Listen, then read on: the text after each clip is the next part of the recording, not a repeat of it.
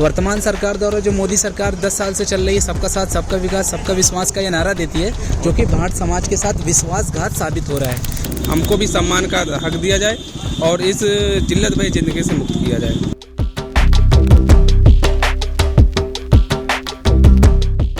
नमस्कार, राम राज्य यात्रा अब पहुंच चुकी है फतेहपुर में और ये फतेहपुर लोकसभा सीट है जहां से साध्वी निरंजन ज्योति 2 बार से सांसद रही हैं। अब हम जब यहां ग्राउंड में लोगों से मिल रहे हैं तो यहां के लोकल मुद्दे भी हमें दिख रहे हैं।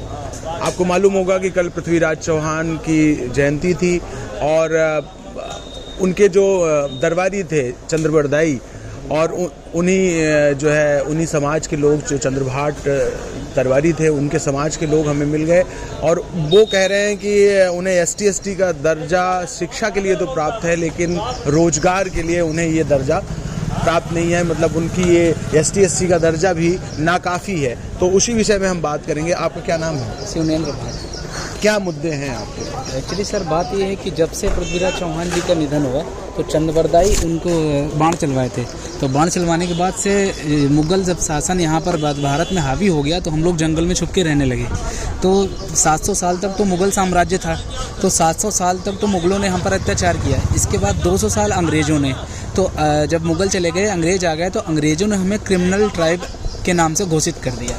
जब वो अंग्रेज़ जाने के बाद देश हमारा आज़ाद हुआ तो पंडित जवाहरलाल नेहरू जो वर्तमान प्रधानमंत्री हुए, तो उन्होंने जो क्रिमिनल ट्राइब था वो एक क्षेत्रीय प्रतिबंध के साथ जुड़ी हुई जातियाँ थी कि आप इस क्षेत्र के अंतर्गत दूर नहीं जा सकते।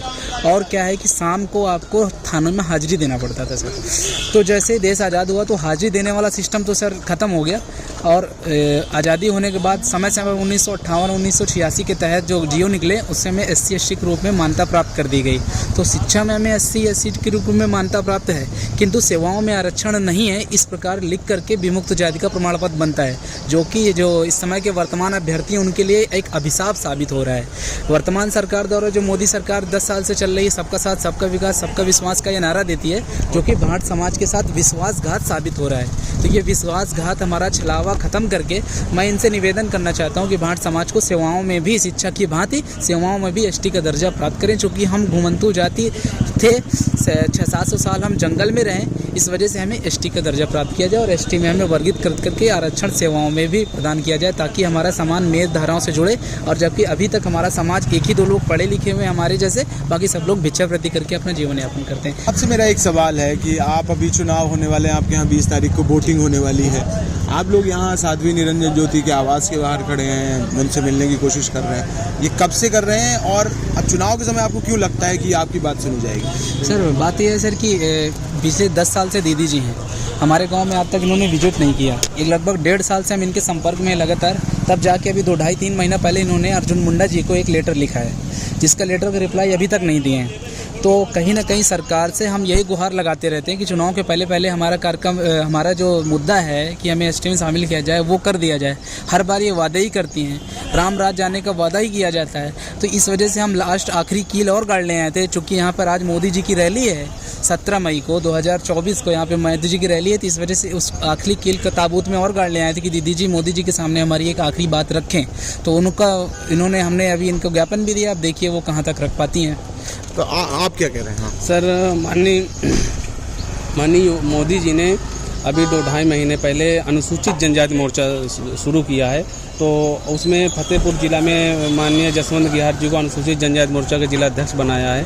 और 12 पाल जातियों को जितने अनुसूचित जनजाति घुमंतु श्रेणी में आती हैं, घुमक्कड़ हैं, और तो उनको ST का दर्जा की मांग के लिए हम लोग यहाँ आए हैं कि माननीय दीदी जी से मांग करें कि हमको भी मोदी जी के समक्ष जो उन्होंने अनुसूचित जनजाति मोर्चा बनाया है, तो उसके अंतर्गत भाट जात को अनुसूचित जनजाति में शामिल किया जाए।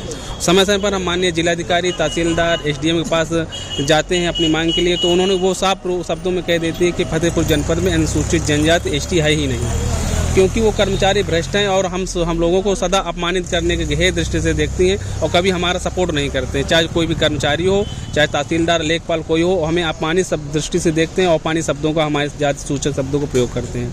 तो हमारे जो मोदी जी हैं, तो अनुसूचित जनजाति जो मोर्चा बना है उसके तहत हम ये मांग कर रहे हैं कि भाट जात को अनुसूचित जनजाति में शामिल किया जाए और इस मोर्चे को सफल किया जाए जो उन्होंने कहा है। कुछ और कह रहे हैं। हाँ सर, 2013 में एक सर्वे हुआ था सपा सरकार द्वारा।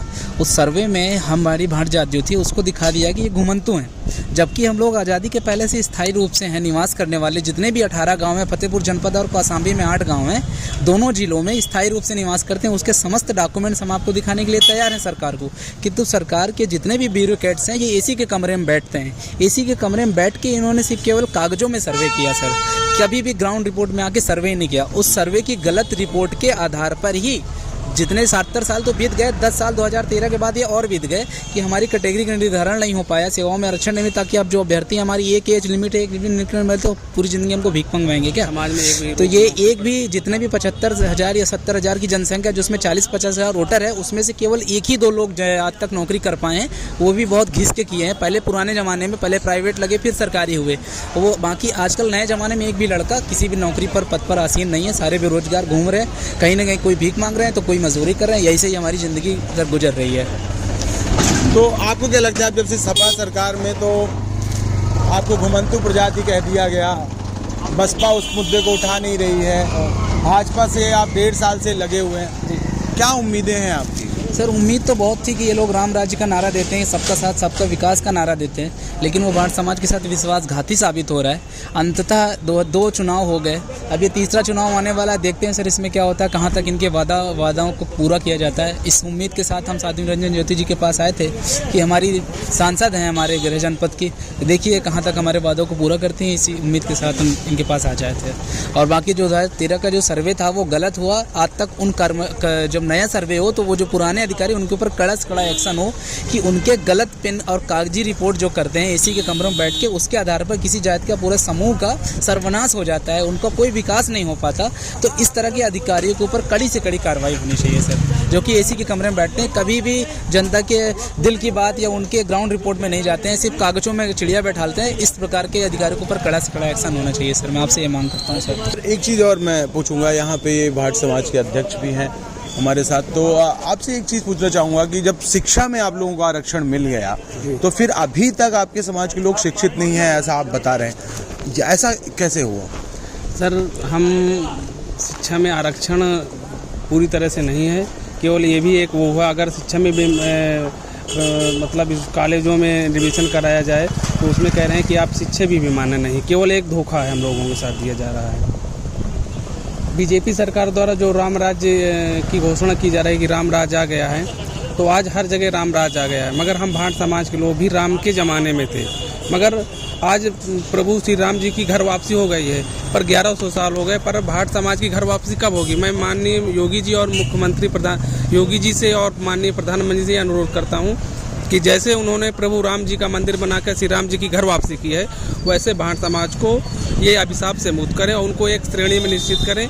जैसे जो हमारे पहले पूर्व समय में भाट समाज राजा के राज दरबार में उनको आरक्षण प्राप्त था, वैसे अब इस समय वर्तमान समय में जो आरक्षण की नीति चलाई जा रही है, तो हमारे समाज को भी आरक्षण का लाभ दिया जाए और हमारे समाज को भी पूर्व की भांति पूर्वत धारा में जोड़ा जाए, हमको भी सम्मान का हक दिया जाए और इस जिल्लत भरी जिंदगी से मुक्त किया जाए।